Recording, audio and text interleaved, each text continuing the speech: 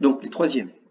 Dans cette vidéo, je vais décomposer en facteurs premiers les nombres qu'il demande. Donc vous voyez, il donne l'exemple 12, il faut mettre 2 fois 2 fois 3. En produit de facteurs premiers, il faut mettre 2, 3 ou 5 ou 7 ou 11 ou 13, mais pas d'autres nombres. Donc ici, 36, 2.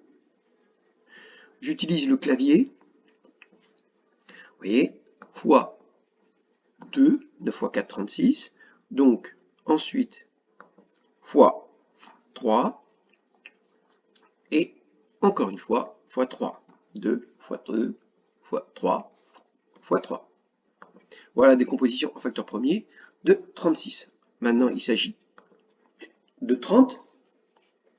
30, il finit par 0, donc forcément, il est divisible par 2. Donc je prends le clavier.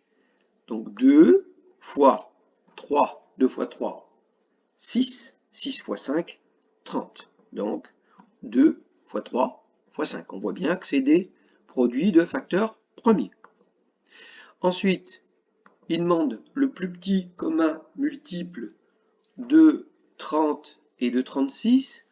On regarde bien que 36 et 30 sont tous les deux multiples de 6. On est d'accord? Oui.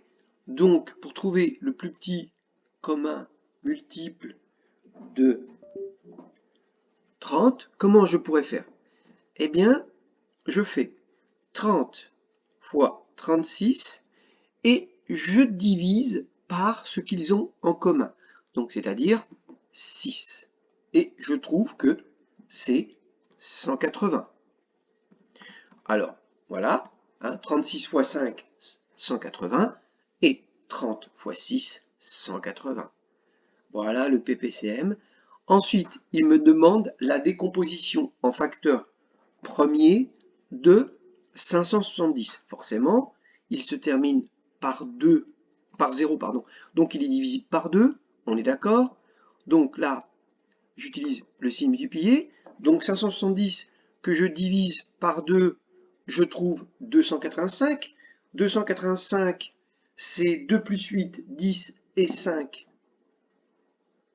15, donc il est divisible par 3, 285 est divisible par 3, il est divisible par 5, puisque c'est 285, et je fais, alors donc je répète, 570 divisé par 2, 285, 285 divisé par 3, 95, 95 divisé par 5, 19. Et là, j'ai terminé, puisque j'ai la décomposition totale de 570. Vous voyez, d'accord, 570. Ensuite, alors je répète juste une chose que vous recompreniez.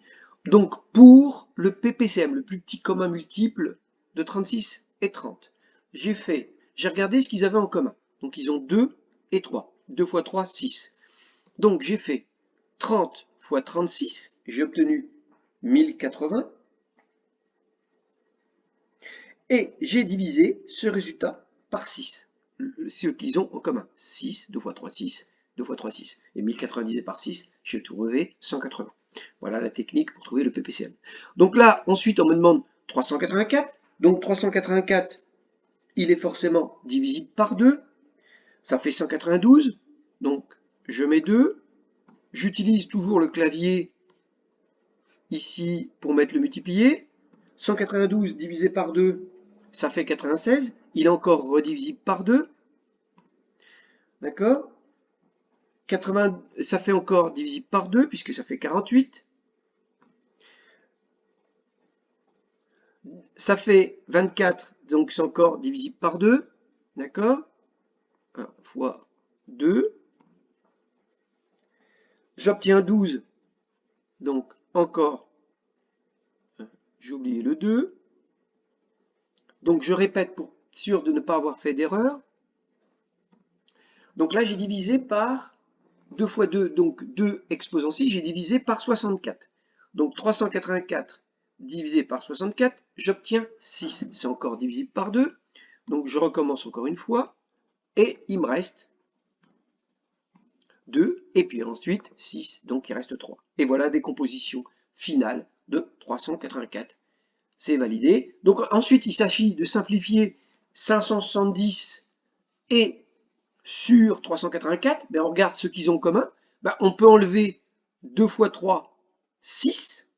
D'accord? Donc je divise 570 par 6, j'obtiens 95, hein, 5 fois 19. Et là, j'enlève 6, il me reste 2 exposant 6, donc 64. Donc j'obtiens 95. Donc vous voyez, je mets le clavier pour ouvrir la fraction. Vous voyez, j'ouvre la fraction. En haut, je mets 95. D'accord? Et en dessous, je mets 64. Et j'ai terminé. Vous voyez, j'ai simplifié par 6. Voilà, c'est validé et c'est terminé.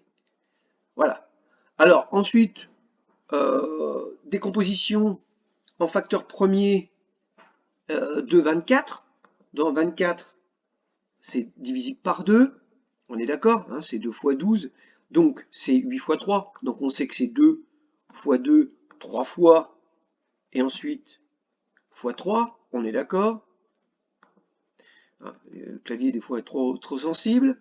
Fois 3. Voilà. Décomposition facteur premier de 24 et de 16. 16, on sait que c'est 2.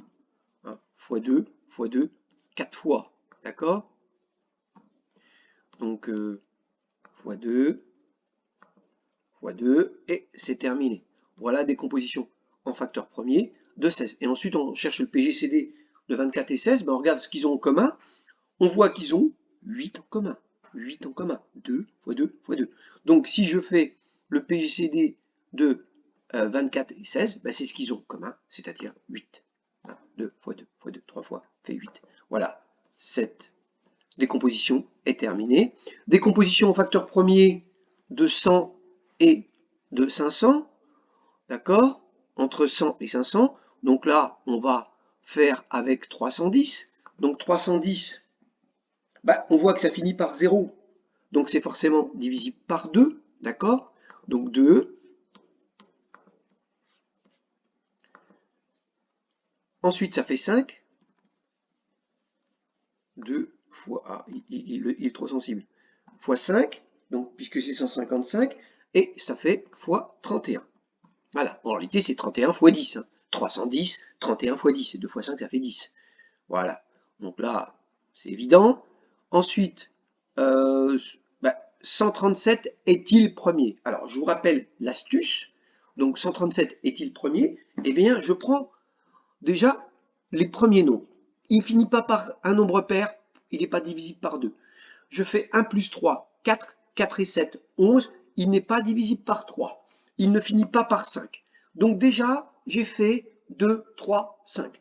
Donc ensuite, j'essaye 7. Voilà, ça ne marche pas. Donc il n'est pas divisible par 2, 3, 5 et 7. Donc dans ce cas-là, je ne me pose pas de questions. Je prends 137 et je fais la racine de 137. Je trouve 11,7. Et je prends les nombres premiers inférieurs à 11,7. Donc il y a 2, il y a 3, il y a 5, il y a 7 et 11. On a vu qu'il n'est ni divisible par 2, ni par 3, ni par 5, ni par 7. Eh bien, si ce nombre 137 n'est pas divisible par 11, alors ce nombre premier, il n'est pas divisible par 11, donc en conséquence, ce nombre est premier. Oh oui, excusez-moi, j'ai mal tapé. Oui, oui. Je viens de dire que ce nombre est premier, au lieu de mettre oui, j'ai cliqué sur non. Voilà, c'est une faute de frappe, c'est tout. Voilà, donc 137, hein, tu dis, il n'est pas divisible par 2, par 3, par 5, par 7, ni par 11, donc il est premier. Et je voulais cliquer sur est-il premier? Oui. Et j'ai mis non, excusez-moi, c'est une faute de frappe. Donc il est bien premier. Voilà, cette vidéo est terminée. D'accord? Et voilà.